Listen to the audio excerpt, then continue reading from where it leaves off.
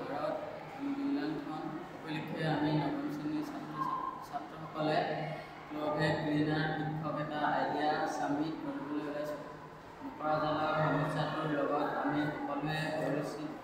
মকৰা জালৰ ফলত আমাৰ ঘৰৰ পৰিৱেশ লেতেৰা হোৱাৰ লগত তাত জমা হোৱা ধূলি মাকতিৰ পৰা আমাৰ নানা ধৰণৰ ছালৰ বেমাৰৰ লগতে আন বেমাৰো হ'ব পাৰে।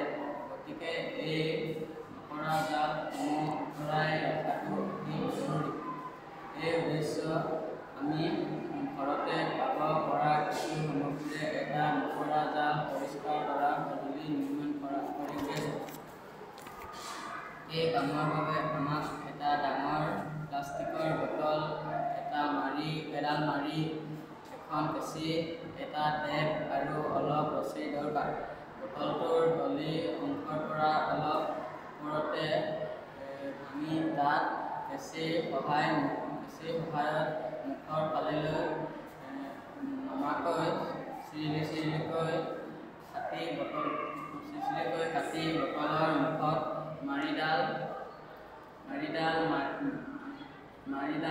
টেপেৰে মাৰি আৰু ৰছীৰে টানকৈ বান্ধি ল'লে আমাৰ সঁজুলিটো তৈয়াৰ হ'ব। এইটোৱে আমাৰ আইডিয়াটো আমি ইমানতে কৈছোঁ।